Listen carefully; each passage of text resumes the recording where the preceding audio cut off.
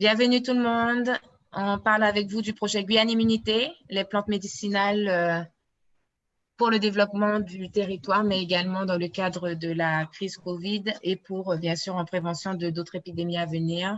Pour nous, c'est important de démocratiser l'accès aux plantes médicinales, de mieux comprendre quels sont les enjeux de ces filières pour notre territoire, la Guyane, et échanger avec vous sur votre point de vue en tant que potentiel consommateur, consommateur aussi des produits locaux.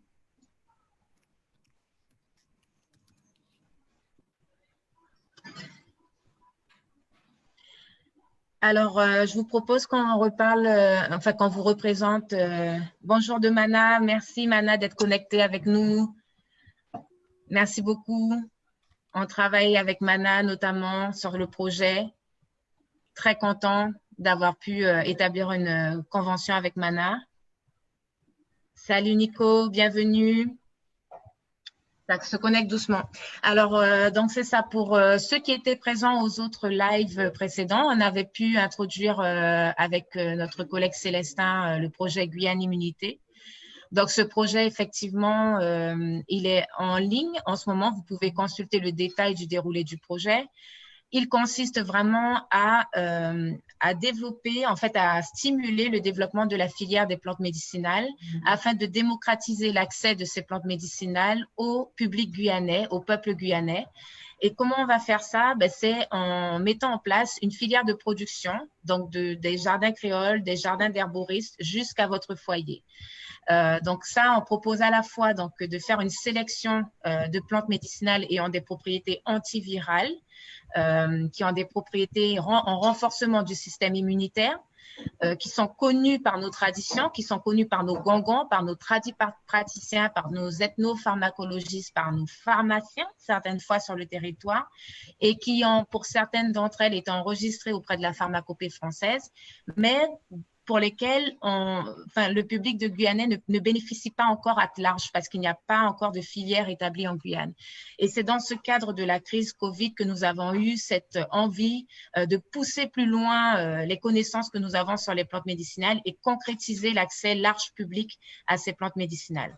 Donc, Biostratège est porteur du projet.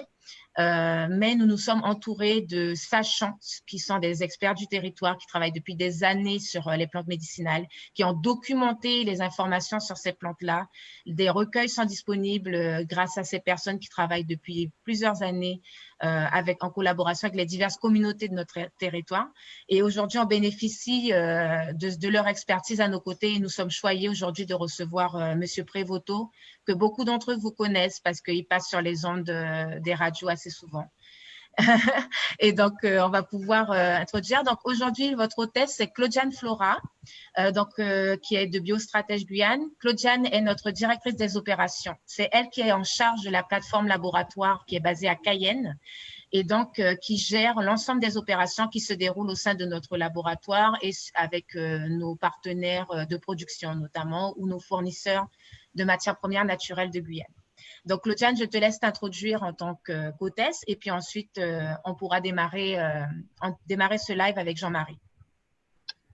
Bonjour tout le monde. Donc, comme Mariana l'a précisé tout à l'heure, je suis la directrice des opérations de Biostratège Guyane depuis maintenant, ça va faire bien 10 mois que je suis en poste. Alors, merci Monsieur Prévoto d'avoir accepté notre invitation. C'est moi qui vous remercie. Alors, donc, nous allons débuter par une petite question très simple pour que vous puissiez simplement vous présenter au large public. Alors, est-ce que vous pouvez un peu expliquer votre parcours professionnel en tant que guide amazonien et quel est le rapport que vous avez avec la nature? Alors, pour faire court, ça va être un peu compliqué, on va dire. Alors, donc je suis guyanais, déjà pour commencer, je tiens à le préciser. Je suis un autodidacte, ça veut dire que j'ai arrêté l'école en 3e. Ça ne me convenait pas, je n'aimais pas l'école, pour plein de raisons. Et je n'ai aucun diplôme. Voilà, j'ai essayé 2 fois d'avoir le BEPC, 2 fois c'est lui qui m'a mis une tape, comme on dit. Et j'ai commencé à travailler dans la vie active très tôt, dès l'âge de 18 ans. Alors, ce qui s'est passé, c'est que comme j'étais un mauvais élève, On m'a mis sur une voie de garage. Et tout ce que je pouvais dire à mon professeur, mon enseignante qui s'occupait de moi, c'était que je voulais travailler dans la nature. J'aimais les animaux à l'époque, beaucoup les serpents, que les serpents d'ailleurs, et je voulais travailler dans la nature. Et le hasard a fait que, à ce moment-là, je me suis retrouvé chez mon papa à Kourou. Et à Kourou, il y avait à l'époque le STIRAD, qui avait une antenne au campus agronomique actuel et qui faisait des études, entre autres, sur l'élevage de l'Atipa, Oplosterlum nitorale, de son petit nom zoologique, le poisson roi des savanes de Caux. Et je me suis retrouvé par le plus grand des hasards, parachuté dans cet environnement-là, comme on va dire un stagiaire, au début très très gauche, très pas compétent, on va dire. Et le hasard encore plus grand a fait qu'une mission d'études de pêche ichtyologique, c'est-à-dire de pêche scientifique sur les poissons, devait se faire sur la rivière Arataï, qui est un affluent du fleuve Aprouag. Et il manquait une personne pour que la mission soit complète. Et à l'époque, j'avais encore 17 ans, donc j'étais encore mineur, et mon papa a signé une autorisation qui m'a permis donc de participer pendant 3 semaines à cette première immersion en forêt profonde totale sur la rivière Arataï dans le cadre d'une mission de pêche ichtyologique où là j'étais avec des scientifiques, j'étais un peu l'homme à tout faire, on va dire, qui les aidait à droite à gauche dans ces choses-là. J'ai appris plein de choses et encore par hasard, la personne qui a amené les scientifiques sur place, c'était monsieur, il est toujours vivant, c'est monsieur Jean-Louis Antoine, le directeur de Jalles Voyage, qui a vu en moi un jeune qui avait donc à l'époque 17 ans et quelques, qui aimait la nature, qui aimait les animaux, etc., qui lui a expliqué rapidement qu'il voulait travailler dans la nature, etc., qu'il faisait un stage et qu'il allait finir le stage, qui a gardé mon numéro de téléphone. Et puis à l'époque, il n'y avait pas le téléphone portable, hein, donc c'était que le fixe en Guyane. C'était à la fin des années 90 par là. Et donc un jour, monsieur Jean-Louis Antoine m'a appelé, m'a dit voilà, je cherche quelqu'un pour faire le guide. Est-ce que ça t'intéresse? Et moi qui étais au chômage, qui n'avais pas vraiment de travail, j'ai dit oui. Voilà. Donc Jean-Louis Antoine m'a appris, m'a formé, m'a appris à conduire une pirogue, chose que je ne savais pas faire, m'a appris plein de choses. Et dans ce cadre-là, où j'ai travaillé, j'ai collaboré avec Jalles Voyage pendant de nombreuses années, eh bien, j'ai fait le guide sur le Maroni, 4 fois aller-retour. J'ai fait la Mana jusqu'à Grosso. J'ai fait la Prouag jusqu'à Grand Cannery, Grand Machico, un nombre incalculable de fois. Le Marais de Caux, etc. J'ai appris à conduire des bateaux plus gros que des pirogues, un hydroglisseur, etc. Ça a duré un petit moment. Ensuite, ce qui s'est passé aussi dans ma vie professionnelle, c'est que par le plus grand des hasards, un jour, où pareil, j'avais 17 ans, 18 ans, je gardais la maison d'un ami à Kourou, et à l'époque, à Kourou, il y avait une radio qui s'appelait RFM 90, qui n'existe plus maintenant. Et il y avait un jeu où il fallait donner le nom d'un monsieur, etc. J'ai répondu, j'ai gagné au jeu. Le cadeau, c'était un ballon. Sauf que moi, le football et les jeux de sport, tout ça, ça ne m'intéresse pas trop. Et par contre, quand j'ai été chercher mon cadeau à la station, le monsieur m'a dit « Mais toi, tu as une bonne voix, tu as une voix grave et tout, tu veux faire de la radio ?» J'ai dit oui. Et pendant une semaine, j'ai été formé par 3 personnes. Monsieur Jean-Louis Castin, monsieur Weber Christian, et puis un 3e monsieur d'origine africaine, dont malheureusement je n'arrive pas à retrouver le nom, qui pendant une semaine m'ont formé à devenir animateur DJ en radio, à poser ma voix, à mixer, à faire des cuts, à faire ci, à faire ça. Ils m'ont parfois un peu engueulé, mais comme je le dis, quand je fais des journées métiers dans le cadre de mon activité actuelle, qui est celle de guide animateur au parc naturel régional de la Guyane, je ne me suis jamais rebellé, je n'ai jamais envoyé paître, chier les gens qui m'apprenaient, parce que moi je savais une chose, c'est que je sortais de l'école, j'avais 17-18 ans, j'avais pas de diplôme, j'avais rien, il fallait que je travaille. Et donc j'ai comme ça été animateur radio DJ en mode professionnel pendant 2 années dans cette radio de Kourou. Ensuite je suis passé à une autre radio qui elle non plus n'existe plus, qui s'appelait à l'époque CFM à Cayenne. Et puis de là j'ai été débauché par le chasseur de tête qui a été, et ça je l'en remercie, monsieur Jean-Pierre Caram, qui m'a donc débauché de CFM pour me proposer de venir à la station RFO. Et mettez-vous à la place de tout animateur qui débute qui est en radio, le Graal, le Saint Graal, le summum total, c'est d'arriver à RFO, d'être à RFO Guyane. D'ailleurs, il y a une internaute qui nous parle de l'émission Canopée, qui était son histoire d'amour avec son pays. Ça, c'est après ça. Voilà. Et donc, j'ai commencé à travailler à RFO Guyane en radio au début. Et quand Jean-Pierre Caram m'a embauché, il m'a dit « Qu'est-ce que tu aimes faire à part mettre des disques à l'antenne ?» J'ai dit « J'aime bien la nature, j'aime bien les animaux, tout ça. » Et c'est Jean-Marc Thibaudier, pour ceux qui s'en rappelleraient, qui a été le premier à m'avoir interviewé dans son émission de l'époque, où il m'a interviewé en tant que passionné de serpents. Et voilà. Et après, Jean-Pierre Caram m'a proposé d'intervenir plusieurs fois dans les émissions du soir, entre autres Charles Déviré, avec Jean-Philippe Touzeau, avec Alain Amable, et puis d'autres, où j'avais une petite rubrique comme ça. Et puis, voilà-t-il pas qu'un jour, Jean-Pierre Caram m'a dit tiens, tu vas avoir ton émission à toi. Alors, émission, c'est beaucoup dire, on appelle ça en télévision et en radiophonie un module, c'est-à-dire quelque chose de assez court, de format assez court, qui justement s'est appelé Canopée. Voilà. D'accord. Voilà. Et Canopée, ça a duré environ, de mémoire, 2 saisons et demie, où pour un sujet de Canopée, je fournissais grosso modo en moyenne 12 heures de travail. Parce qu'il fallait rechercher le sujet, il fallait demander l'équipe de reportage, il fallait aller au reportage. Une fois que le reportage était terminé, il fallait dérocher, c'est-à-dire regarder les images avec les time in, les time out. Ce sont des mots très, très spécifiques au métier du montage d'images et en audio également. Et il fallait être au montage avec le monteur, et puis il fallait aussi parfois même mettre les synthés, c'est-à-dire les écritures sur le module. Et il m'arrivait même parfois d'amener moi-même la cassette au nodal, c'est-à-dire pièce d'où parlent les émissions de la télévision. Donc Canopée, effectivement, ça a duré pendant 2 saisons et demie. Ça a connu, il est vrai, un certain succès, apparemment, puisque jusqu'à maintenant, la preuve, plus de 20 ans après, on en parle toujours. Plus de 20 ans après, il y a toujours des gens qui croient toujours que je travaille à temps plein à RFO Guyane, sauf que non, ça c'était il y a 20 ans. Ensuite, ça m'a pris un peu la tête, pour être honnête, Canopée, donc j'ai arrêté. J'ai parfois aussi cette possibilité-là qui est en moi, quand mochou plein, comme on dit, j'arrête, voilà. J'ai fait aussi des modules en radio qui, eux, m'ont été proposés par monsieur Jean-Claude Autinoé, que je salue, qui est peut-être branché lui aussi, qui m'a proposé de faire des modules en radio, toujours sur la thématique environnementale et autres, qui s'appelait au début Vent d'en bois. Tout simplement inspiré, et ça je le dis, je le précise à chaque fois, de la magnifique chanson de monsieur Marcel Blood du groupe Crucial Edge, qui lui-même, cette chanson elle-même s'intitule Vent d'en bois. Et il veut dire plein de choses. Et Jean-Marie, du coup, par rapport aux plantes médicinales, comment es-tu tombé justement en amour de cette thématique également à travers ton parcours?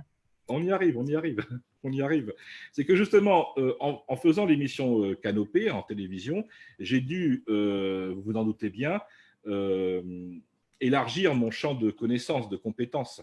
Donc, m'intéresser à plein de sujets qui tournaient autour de l'environnement. Donc, de facto, j'ai eu aussi des relations avec les plantes. Et puis, au début de mon amour avec la nature guyanaise, je ne m'intéressais qu'aux animaux, qu'aux serpents. C'est vrai que les serpents, c'est bien beau, mais les serpents, ça mange des animaux, ça se fait manger par d'autres animaux, ça vit dans des milieux, donc il faut savoir tout ça, de fil en aiguille. Donc finalement, au bout de quelques années, les serpents, j'en ai honnêtement fait le tour. C'est pas que je les aime plus, mais bon, ça va, j'en ai fait le tour. Et au bout d'un moment, je me suis quand même, je ne sais pas pourquoi, alors ça c'est peut-être aussi un grand mystère, un jour je me suis posé des questions sur les plantes.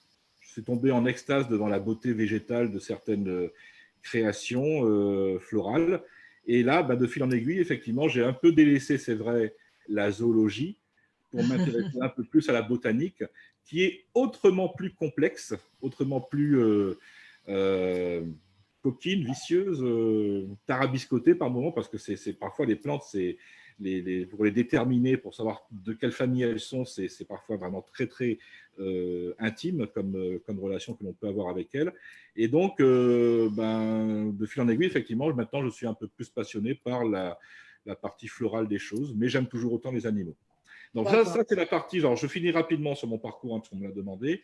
J'ai aussi été garde de réserve naturelle nationale, à la réserve naturelle nationale des Marais de Kourou, où j'ai appris ce qu'est une réserve, etc., etc.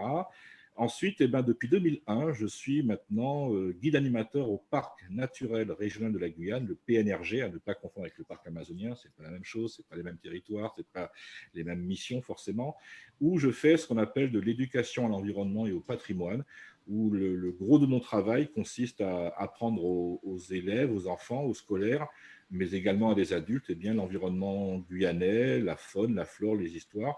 Et à ce titre-là, j'ai créé pas mal de petits supports de connaissances qui sont des diaporamas principalement, parce que malheureusement, pour pouvoir sortir sur le terrain, c'est toujours un peu compliqué avec les scolaires. Et donc, la meilleure façon de pouvoir leur montrer la richesse de leur pays, de notre pays, c'est le diaporama.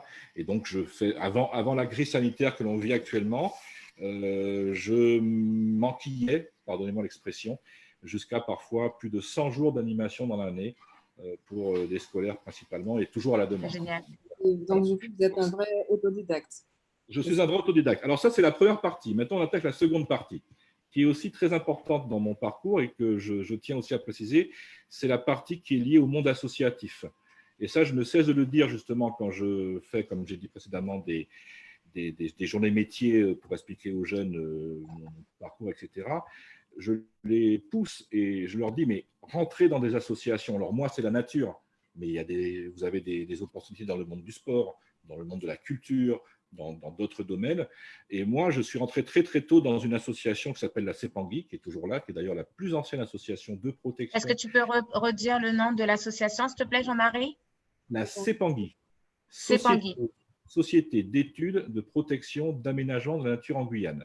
C'est donc une association qui a fêté ses plus de 50 ans d'existence, il y a quelques années déjà, qui a été créée par le révérend Père Barbotin, feu Père Barbotin, qui depuis n'est plus de ce monde. Et il y a plein de choses, plein de ressources, etc. J'en suis toujours membre. J'y suis rentré, j'avais 14 ans, j'en ai 48. Et je suis dans le conseil d'administration de la CEPANGUI depuis de nombreuses années. J'ai été aussi le premier président de la première fédération des associations de protection de la nature de la Guyane, la fédération ANI, qui n'existe plus maintenant. J'ai été, dans un passé pas très lointain, aussi le secrétaire de la CCSTI, Canopée des Sciences. Et je suis actuellement le secrétaire de l'association Compagnie des Guides de Guyane. Je suis aussi membre de GADEPAM, etc., etc. Donc, le monde associatif permet à tout un chacun d'avoir accès à des gens, à des personnes ressources, à des compétences. On n'a pas forcément avec l'éducation du scolaire, etc., etc. Et donc ça m'a vraiment permis de connaître plein de choses, d'avoir accès à plein de dossiers, à plein de responsabilités, de savoir vraiment beaucoup plus maintenant sur mon pays, la Guyane. Ok, super. Beaucoup, Alors, du coup, merci beaucoup, Jean-Marie, pour ton parcours. Et justement, ça permet de voir pourquoi on t'a appelé sur ce comité Guyane Immunité. Ça permet de voir à quel point tu as été impliqué dans diverses discussions concernant les filières sur les plantes locales, la flore locale. Moi, ça bug chez moi. On te voit. Pour l'instant, on t'entend toujours. Et du coup, on voudrait savoir justement que Claude-Jeanne va pouvoir continuer là-dessus pour savoir un petit peu ton implication dans le projet Guyane Immunité. Donc voilà pourquoi avoir accepté ce projet et pour toi, quelles sont les retombées en fait que pourra avoir le projet pour la Guyane. Allô, Jean-Marie? Ça a coupé. Ah non, on l'a perdu. On l'a perdu. Donc, en fait, voilà. Donc, Jean-Marie fait partie du comité d'experts pour rappel qu'on a bâti pour lancer le projet Guyane Immunité. On a pour rappel Jean-Marie Prévoto, Marc Mogès à la table, Marie Fleury, Raphaël Rinaldo, toute l'équipe de chimistes de biostratèges également et l'Union des pharmaciens avec nous sur ce projet Guyane Immunité. Donc, c'est simplement pour vous faire voir qu'on s'est entouré de personnes qui connaissent le territoire depuis bien des années, qui connaissent la flore locale, qui travaillent dans diverses associations, comme il l'a pu le dire, et qui ont un parcours remarquable sur le territoire. Ce sont des gens qu'on doit valoriser, qu'on doit entendre un peu plus souvent et plus concrètement également. Et donc, je pense qu'il était important de faire ça chaque semaine à compter d'aujourd'hui, de vous présenter un membre expert.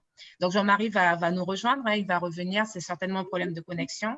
Donc, pour rappel, Guyane Immunité est en crowdfunding depuis combien de temps? À peu près 2 semaines et demie.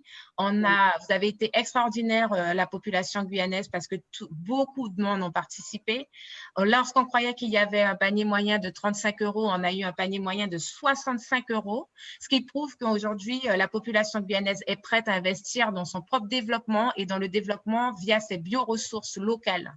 Et les plantes médicinales, en l'occurrence, ça a été très longtemps des informations qui venaient de centres de recherche, des informations un peu traditionnelles, mais on a beaucoup de recueils, beaucoup de données. C'est l'un des départements les plus documentés. Mais aujourd'hui, on veut le concrétiser. On veut pouvoir toucher réellement des produits issus de nos plantes locales et qui sont conventionnels, sécuritaires, réglementaires, standardisés. Et ça, on est capable de le faire avec l'expertise qu'on a localement.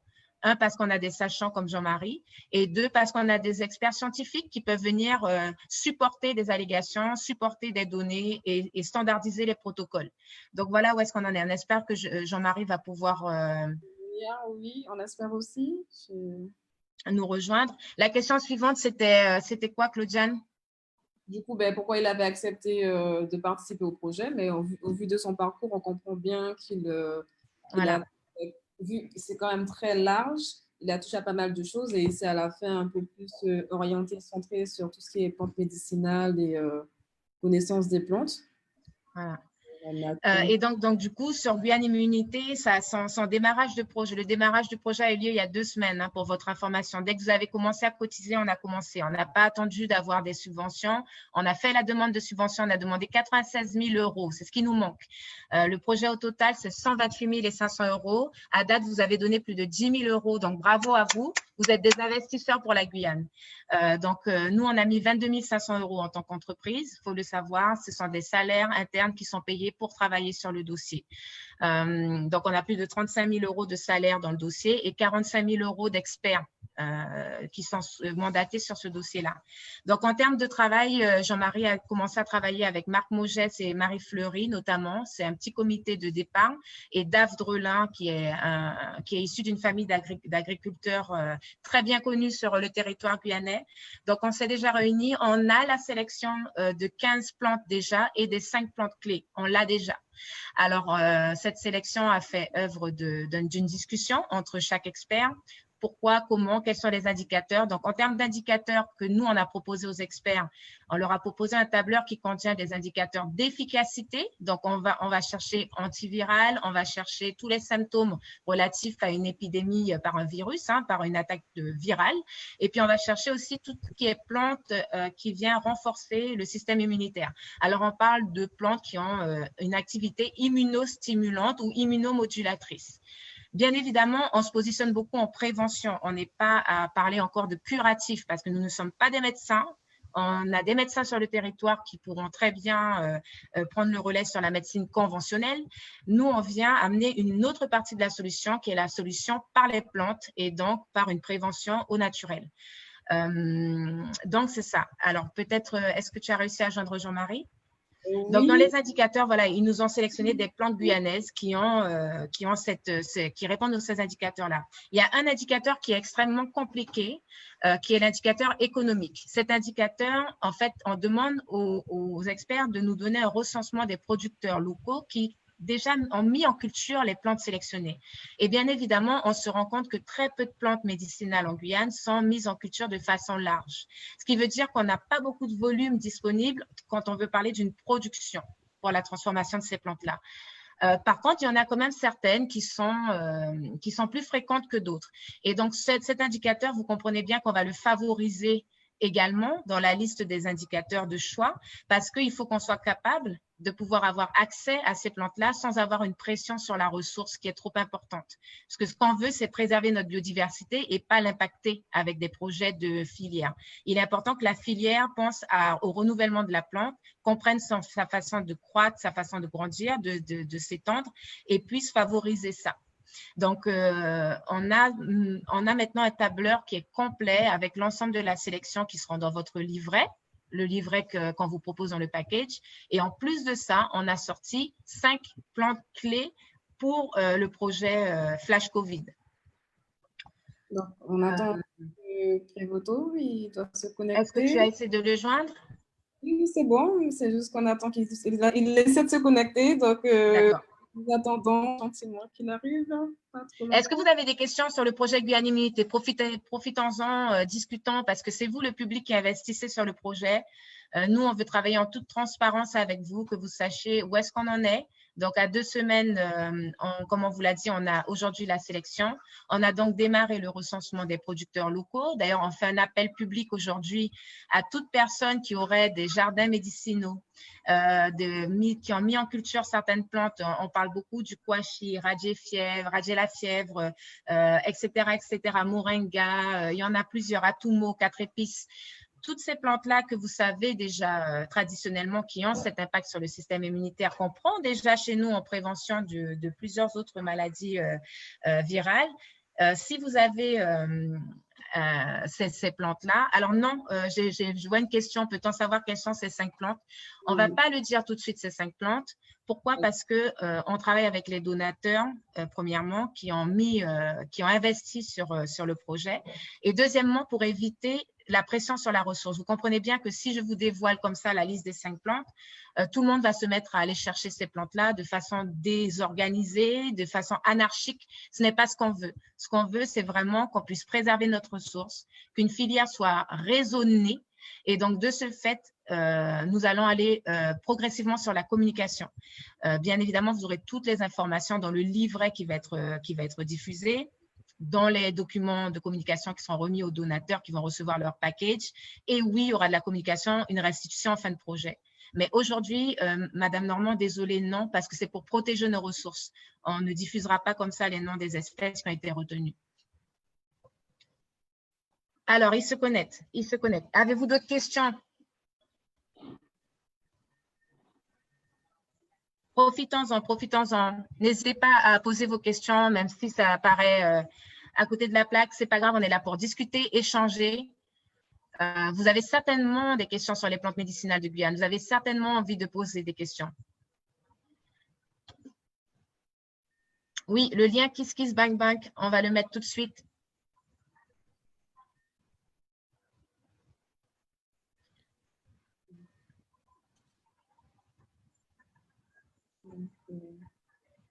Normalement, M. Prévoto doit se reconnecter. Nous attendons qu'il se présente. C'est ça. Donc, voilà, après on continue à discuter tant qu'on est là. Après donc cette sélection, quelles sont les prochaines étapes? Les prochaines étapes vont consister donc au recensement des producteurs qui ont les plantes qui ont été sélectionnées par les experts. On va déterminer prix d'achat de ces plantes-là, les méthodes, les cahiers des charges pour récolter, parce qu'on veut récolter de façon écologique et sans pression sur la ressource, comme on l'a dit. Donc, il y a un cahier des charges qualité qui va être mis en place pour qu'on puisse aller récolter les quantités nécessaires à délivrer les coffrets pour les donateurs. Aujourd'hui, on est à plus de 145 donateurs. La première production va se baser sur 100 coffrets. Donc, ça, c'est une production pilote. Vous participez aujourd'hui à un projet pilote de stimulation d'une filière médicinale. Donc, du coup, pour ces 100 coffrets-là, si on calcule qu'on a 100 grammes de plantes à peu près par boîte, on a imaginé à peu près 65 kilos de plantes brutes, c'est-à-dire avec toute leur humidité. Certaines plantes, selon les experts, doivent être utilisées fraîches et non sèches. Donc, il y a aussi cet aspect en termes de défi technologique pour savoir comment conditionner des plantes fraîches qui se préservent suffisamment longtemps versus des plantes sèches. Bien évidemment, des posologies vont être remises aussi avec les livrets. Et s'il s'agit d'une plante fraîche, on a eu l'idée notamment de tout de suite, dès que vous ouvrez le packaging, qu'il faut mettre en recette immédiatement. Donc, s'il faut mettre à macérer dans le rhum, ça va être précisé, s'il faut être, etc., etc. Donc, c'est vraiment le livret qui va être votre guide de posologie, de recettes, de précautions, de données scientifiques versus votre package. Donc, c'est ça. Donc, là, on en est là. On a sélectionné, on démarre l'étude d'approvisionnement, le ressourcement des producteurs. Ça va nous permettre d'avoir une cartographie globale du territoire. Ensuite, on passe en production. En parallèle qu'on passe en production, il y aura des rédacteurs qui vont commencer à travailler sur le livret parce qu'il faut rédiger le livret, le mettre en édition. Et en parallèle, travailler la production. Donc, on passe sur un premier pilote qui vise 100 coffrets. Et ce premier pilote vise à traiter la matière première, donc la sécher, la broyer, la tamiser, la standardiser, l'analyser en laboratoire, faire en sorte qu'il n'y ait pas de contaminants, qu'elle soit sécuritaire, etc., etc. Donc, il y a du travail sur la prod qui va générer des datas de recherche et en même temps qui va générer des produits prêts à être conditionnés. Le voilà, M. Prévoto. Donc, on en est là. Donc, ça, vous voyez, c'est un bon 2 mois. Donc, on se dit qu'en août, on est en production du premier pilote et on espère, à partir de mi-septembre, délivrer les premiers coffrets. Puis ensuite, on ira progressivement en fonction de la disponibilité des ressources parce qu'on ne peut pas produire 1 tonne demain. Vous êtes conscient de ça. Aujourd'hui, on n'a pas ça en Guyane, mais on va démontrer où sont les points positifs et puis on va démontrer également où sont les lacunes sur les disponibilités de ces plantes-là, le fait qu'elles ne soient pas encore mises en culture, pourquoi, qu'est-ce qui empêche ça, etc., etc. Donc, énormément de données de restitution vont être disponibles à la fin de ce projet. Auprès de qui souhaitez-vous commercialiser ensuite vos produits et sous quelle forme, tisane, extrait, poudre? Donc ça, c'est Can Congo qui nous pose cette question. Alors, on a pensé, pour commencer, sous forme de tisanerie, parce que c'est beaucoup plus simple au niveau de la transformation et comme c'est un début de filière, c'est beaucoup plus facile pour nous. L'extrait serait possible en suivant des posologies, mais l'extrait, il faut savoir qu'il faut le standardiser avec le dosage de certaines molécules, s'assurer de l'autorisation au niveau des pharmaciens, etc., pour le commercialiser. Excusez-moi. Et donc, en fait, au niveau des transformations subséquentes, c'est un petit peu plus complexe. Donc, on commence simple, tisanerie. Est-ce qu'on est déjà capable de faire ça? Si tout ça fonctionne bien, qu'on génère les datas, qu'on stimule la filière, qu'on la consolide, qu'on la normalise, ensuite, on peut passer à d'autres transformations, des huiles essentielles, des extraits, des pilules, etc., etc. Oui, effectivement, d'autres formes posologiques pourraient être envisagées, tout en suivant les règlements des marchés, parce qu'il y a la loi aussi qu'il faut respecter. Il n'est pas encore en demande. Il n'est déjà pas en demande? Non. D'accord. Bon. Travaillez-vous avec l'Office français de la biodiversité? Absolument. On est vraiment en suivi étroit avec l'OFB. C'est un partenaire qui est très précieux pour nous. Il travaille avec nous sur notre modèle d'affaires. Il progresse avec nous. On échange énormément et de façon très libre. Subvention possible. Oui, la subvention, elle est possible parce qu'on a fait une demande à l'AAP Flash Covid générée par la CTG. Vous savez, la CTG a lancé un appel Flash Covid de projet en mai dernier. On a candidaté et selon les premières notifications, notre projet aurait été accepté pour un avis favorable. Donc là, le temps de recevoir la subvention, on est sur nos fonds propres parce qu'on sait que les délais sont longs. C'est aujourd'hui un problème qui est discuté d'ailleurs sur le territoire. Normalement, cette subvention devrait être flash, on verra bien. Mais dans tous les cas, on travaille déjà. On a commencé avec nos moyens, nos têtes, notre volonté, notre engagement, tout ce que vous voulez, notre âme, notre passion de métier. On a commencé et puis les experts ont commencé et avec cœur aussi. Et puis, on a généré, grâce à vous, plus de 10 000 € qui pourront être versés si tout va bien en fin août et peut-être plus si vous continuez à contribuer. Alors, Jean-Marie Prévoto? Il est en salle d'attente, il m'a dit. Il faut que tu l'acceptes. Non, il n'y a personne en salle d'attente. Il faut qu'il ressorte, qu'il revienne. Et donc, du coup, il y a une autre question. Quelles sont les ressources humaines qu'il vous manque encore aujourd'hui? Alors, normalement, sur la transformation, ça c'est de Gwenaël. Salut, coucou Gwenaël.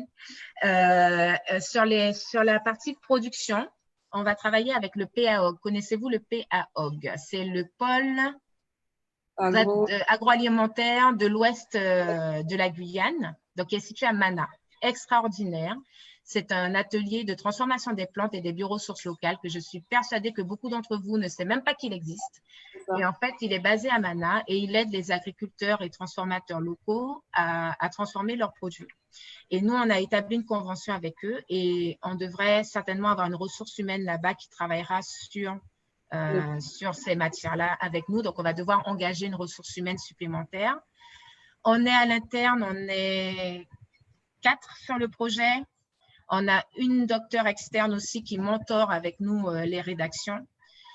comme je l'ai dit, il y a 8 experts externes à l'équipe pour 45 000 € de budget.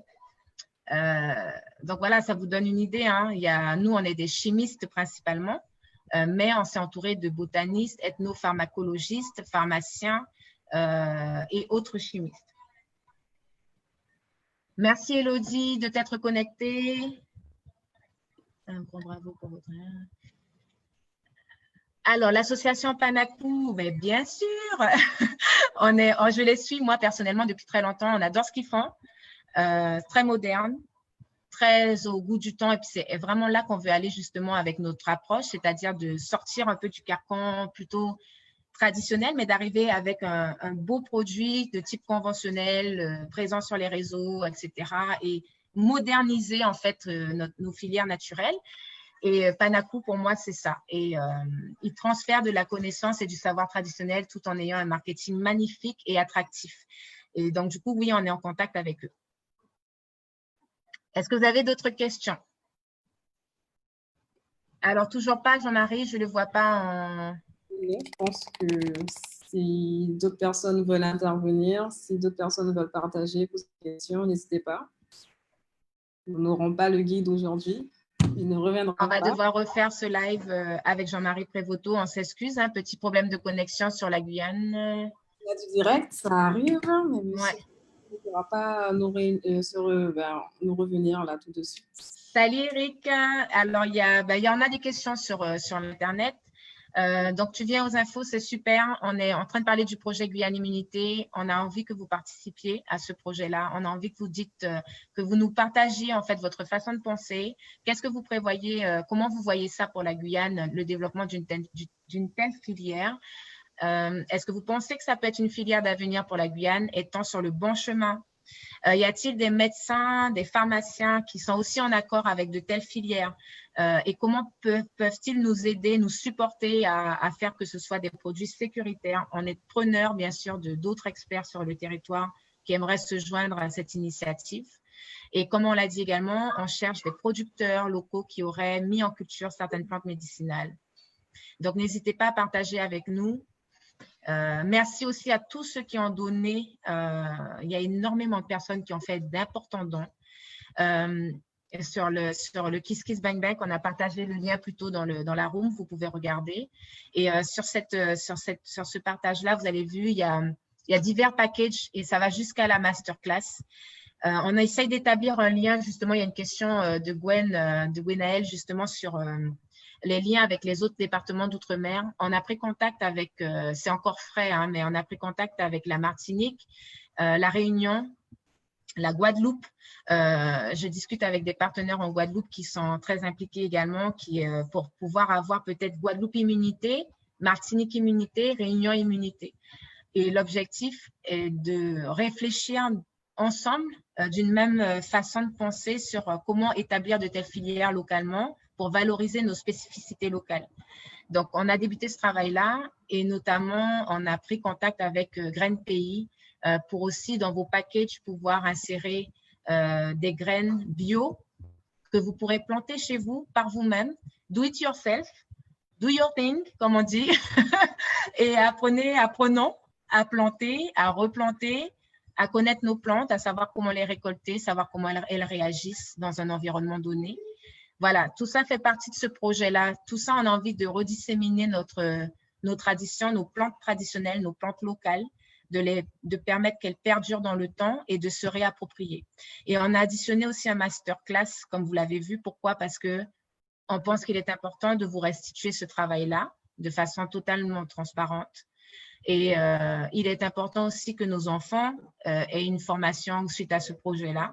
Et c'est pour ça qu'on a rajouté dans un deuxième volet un masterclass Timoun pour que nos enfants puissent bénéficier d'expertises comme Jean-Marie Prévoto, Pierre Sillon qui est dans le dossier en tant que botaniste, qui sont des gens qui interviennent déjà beaucoup sur le territoire, mais qui méritent d'être encore plus mis à l'avant. Et dont on doit vraiment tirer bénéfice parce qu'aujourd'hui, il est important que le transfert de ces connaissances soit fait pour tous. Il est important qu'on ait accès à cette information, nous, en tant que peuple guyanais. Et même Martinique, Guadeloupe, etc., c'est la même démarche. Reprenons notre pouvoir et c'est par de tels projets que je pense qu'on peut y arriver. Alors, malheureusement, on n'a pas pu avoir Jean-Marie. Est-ce que vous avez des questions pour Jean-Marie Prévoto? Est-ce que vous voudriez poser des questions dans la room qu'on puisse lui transmettre? Claudiane, est-ce que tu pourras nous partager un peu ton expérience sur le projet rapidement et puis comment toi, tu vas intervenir sur les opérations? Donc, moi, étant donné que je suis sur place, puisque Mariana est basée en Guadeloupe, donc pour l'instant, je suis vraiment dans la partie coordination, dans la partie concrète, on va dire. Donc, tout ce qui est approvisionnement en plantes médicinales, donc je vais pouvoir coordonner cette partie avec l'acteur qui est concerné, donc Dave Drolin, avec qui on travaille déjà sur d'autres projets. Donc, avec Dave Drolin, on est en train déjà d'identifier plusieurs agriculteurs qui sont susceptibles de travailler avec nous et de nous approvisionner, de nous fournir des quantités suffisantes en plantes médicinales. Donc, ensuite, une fois que l'approvisionnement sera réalisé, qu'on aura les quantités suffisantes en plantes médicinales, on sait que par la suite, on pourra traiter tout ça sur Mana. Donc, j'ai eu l'occasion en plus de visiter le pôle d'agro-transformation et ils sont super bien équipés et c'est vraiment curieux et en même temps, j'ai envie de dire, c'est une joie de voir que ce genre de structure existe en Guyane, qu'on n'en parle pas assez. C'est vrai que c'est dommage, mais c'est une structure qui est super intéressante. Ils ont vraiment du matériel pour fabriquer des jus, pour fabriquer la pâte d'arawa, faire de l'huile. Et donc, après, moi, voilà, je sais que je vais surtout m'assurer que vos coffrets vous seront livrés, préparés, que vos plantes seront séchées au moment, en temps et en heure. Je vais aussi gérer la partie, donc je gère la partie approvisionnement, je vais aussi gérer la partie concernant le cahier des charges, donc rédiger en amont toutes les étapes qui seront nécessaires pour être sûr que tous les checkpoints soient vérifiés, qu'on n'ait pas de couac, anticiper aussi certaines étapes qui sont importantes, penser à tout. Donc moi, je serai au niveau de la rédaction du cahier de charges, au niveau de l'approvisionnement. Et puis, la partie aussi rédaction des livrets. Donc, normalement, il y a des livrets qui seront… Oui, Mariana, tu rigoles. Oui, parce qu'effectivement, j'ai été pas mal derrière j'ai beaucoup assuré la rédaction concernant donc, les fiches de plantes ces derniers… C'était jusqu'au mois de… tout le mois de mars, avril. Donc, il y a 10 fiches de plantes. 13 exactement. Qui ont été réalisées précisément. Et vous pouvez dire que mon implication était la même dans chacune des plantes, j'y étais. Il y a aussi les 2 articles qui sont sortis récemment, j'étais là aussi. Donc, normalement, je vais assurer aussi la partie rédaction sur les livrets qui seront associés avec les 5 plantes que vous aurez. Et ensuite, s'assurer que tous ces coffrets vous soient vraiment préparés minutieusement. Enfin, voilà, je suis vraiment la partie logistique opérationnelle.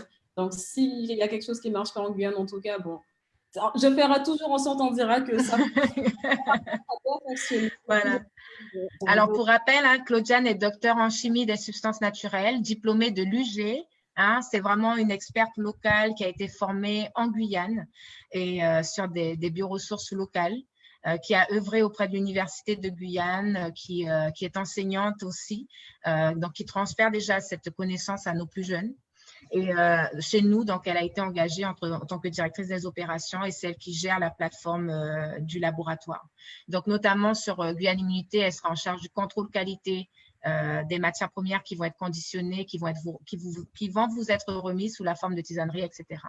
On a une question sur l'implication de potentiels lycées de Matiti. On y a pensé immédiatement, Eric, pour te répondre. Absolument. Ça fait partie de nos missions, même biostratège, le modèle biostratège dans sa globalité inclut la formation et l'insertion des jeunes et notamment des relations avec les agriculteurs. Donc, sur ce projet, oui, absolument, et c'est en discussion sur la forme. Pour le transfert des connaissances, est-ce qu'un lien se fait déjà avec le rectorat ou l'UG? Alors, pas sur ce projet en direct, pas pour l'instant, mais bien évidemment, dans la restitution, oui, il y aura un lien. Et à date, c'est un projet privé, c'est une entreprise qui porte le projet, mais bien évidemment, nous, on est toujours ouvert vers l'université, vers les centres de recherche locaux, etc. Donc, on est déjà en échange et en convention avec eux. sur la masterclass, on va sûrement faire appel à des experts de l'UG pour intervenir avec nous sur les molécules naturelles, pour vous expliquer c'est quoi un extrait, etc., etc. Donc, vous allez avoir une masterclass du tonnerre et en relation avec des gens de l'UG. Oui. Sinon, sur les autres projets, bien évidemment, Biostratège travaille avec l'Université de Guyane par le fait même qu'on recrute nos personnes là-bas aussi, qu'on recherche des étudiants, qu'on encadre des thésards en collaboration avec l'UG. Donc, oui. Alors, bonjour, avec l'éducation nationale pour la transmission du savoir et la formation de nos jeunes. Alors, pas encore, comme je disais, on n'a pas une relation directe. On va y aller par une initiative privée avec cette masterclass qui va être organisée par l'entreprise. Mais bien évidemment, nous sommes ouverts à de telles relations, parce que ce qu'on aimerait à la fin, c'est qu'effectivement, le territoire s'approprie cette filière-là, la diversifie, la rendre accessible pour nos jeunes et que, en fait, ça rentre tellement dans une pratique courante qu'on retrouve des tisanes à la cantine, que les petits soient formés très jeunes aux jardins médicinaux, aux jardins créoles, etc. Oui, c'est ce qu'il faut qu'on retrouve, c'est ça l'objectif. Hein? C'est une habitude, quoi. Ouais. Bon, alors, donc, est-ce que vous avez d'autres questions? Parce que si Jean-Marie ne se reconnecte pas, on pourrait finir ensemble. Continuez à poser vos questions. On vous donne, allez, on continue un petit peu, peut-être 5 minutes de plus, et puis on clôturera le live parce que je pense que Facebook ne nous laissera pas aller bien plus loin. Avez-vous d'autres questions sur ce projet Guyane Immunité? J'ai vu certaines personnes se connecter qui sont très impliquées dans le contexte de la crise sanitaire actuelle. Est-ce que vous avez des questions par rapport à ça? À comment… alors, il y a une question ici. Pourquoi pas de la cartographie participative dédiée aux plantes médicinales? Alors, Frédéric, peux-tu préciser un petit peu ta question? Qu'est-ce que tu entends par cartographie participative? On aimerait justement que les producteurs, qu'on ait de la participation afin de cibler, d'avoir une cartographie territoriale de personnes qui produisent des plantes médicinales. Est-ce que c'est de ça que tu parles? Mais si c'est ça, effectivement, oui, ça fait partie du projet. Et on rappelle qu'on fait un appel à toutes ces personnes-là impliquées sur le terrain qui ont cet extraordinaire savoir. Rappelons-le, les agriculteurs locaux, les producteurs locaux, toutes ces personnes, tous ces artisans qui travaillent depuis des années notre flore locale, il faut les applaudir parce que je trouve qu'on les a regardés très longtemps de haut. Et aujourd'hui, on se rend bien compte que c'est eux qui ont le savoir, que c'est eux qui ont la richesse. Alors, un peu plus de respect pour ces métiers-là, un peu plus de stimulation des jeunes vers ces métiers-là, c'est nécessaire pour qu'on puisse penser à un développement durable de la Guyane. Merci Frédéric. Donc, ça a répondu à ta question? Super. Est-ce que vous avez d'autres questions? Sinon, on va clôturer le live. Malheureusement, on n'a pas pu avoir Jean-Marie complètement. Oui, on reprogrammera une prochaine fois un live avec lui. Super. Sur quel site peut-on faire un don? Alors, merci Jeff pour la question. Alors, sur le site KissKissBankBank, tu tapes même Google Guyane Immunité, tu trouveras tout de suite sur KissKissBankBank le lien. D'ailleurs, pour votre information, la Guyane est en avant parce qu'on fait partie de la page d'accueil de cette plateforme de crowdfunding tellement le projet a reçu des dons très, très, très rapidement et a généré de l'intérêt immédiatement. Donc, sur le national, on est classé 4e. Donc, bravo à vous encore une fois pour votre implication, pour le fait de nous suivre. Merci pour tout. Merci de croire à ce qu'on fait. On donne tout notre cœur dans ce projet Biostratège Guyane, mais au-delà de ça, on a une foi en ce projet Guyane Immunité. On veut se battre. Il n'y a pas de virus qui devrait nous faire peur sur ce territoire. Il faut arrêter la peur. On devrait vraiment s'investir sur nos bioressources, se concentrer à développer ce qui sera durable pour notre territoire et qui pourra permettre de les développer dans le bon sens. Y aura-t-il un live avec Marc Mogès? Oui, c'est prévu. Donc, semaine prochaine, même heure, même endroit, on a Marie Fleury. Semaine suivante, on a Marc Mogès. D'accord? Donc, oui, absolument, Marc Mogès. C'est une bénédiction de l'avoir dans le projet. Merci encore d'avoir partagé le lien, Biostratège, l'équipe. Donc, pour rappel, on est une toute petite équipe. Hein. Il y a Claudiane, comme je vous l'ai dit, avec nous, qui dirige l'opération sur la Guyane. Moi, il y a Célestin, que vous avez pu voir dans les lives précédents, qui est basé en métropole parce qu'il développe tout le business européen pour Biostratège et il fait rayonner notre Guyane dans tous les pôles de compétitivité bioressources sur le national. On a également sur place avec nous au laboratoire avec Claudiane, on a Eusanne Charpentier qui est notre formulatrice. Elle est apprentie en alternance. C'est une jeune Guyanaise qui est très bien diplômée et qui fait des allers-retours sur la France pour pouvoir travailler en Guyane dans le futur. Donc, c'est incroyable, c'est la force et la volonté. Et puis derrière, on a aussi, aujourd'hui, on a Alan Gom qui est avec nous, qui est un élève ingénieur, 4e année, génie biologique et santé, un expert guyanais également qui veut rentrer sur son territoire pour travailler. Donc, aidez-nous à maintenir ces salaires-là, aidez-nous à maintenir ces ressources humaines locales, expertes, hautement qualifiées, parce que c'est elles l'avenir de notre territoire également. Merci beaucoup, Thierry. On ne lâche pas. Coucou Jean-Philippe. Merci beaucoup pour tout, d'être là, de nous suivre depuis longtemps. Bon, je parle de Jean-Philippe, Thierry, etc. Ce sont des personnes qui suivent ces projets-là depuis très longtemps, qui sont derrière nous, qui nous encouragent, qui nous donnent des conseils. Gwenaël, c'est pareil. Merci pour la force. On prend, parce qu'on en a besoin. C'est du défi. Accompagnez-nous. Comprenez notre défi et on y va. Il n'y a rien qui nous fait peur et on continue pour notre territoire. Merci beaucoup à tous d'avoir participé. Merci Claudiane. Donc, on reprendra un live avec toi et Monsieur Prévoto parce qu'il faut absolument qu'on entende son témoignage. Et ensuite, on continuera avec Marie Fleury et Marc Mougès. Par la suite, on va vous faire découvrir d'autres experts qui seront en terrain. On va filmer certaines parties des productions pour que vous voyez comment ça se passe. Et voilà, on attend vos commentaires, on attend vos dons parce que c'est grâce à vos dons qu'on a démarré et qu'on n'a pas peur de la suite. On a confiance en l'avenir. Donc, merci beaucoup à tous. Continuez à partager le lien, ça nous est très utile. Et on y croit à la Guyane, on ne lâche pas. À très bientôt. Bye bye. Bye Claudiane.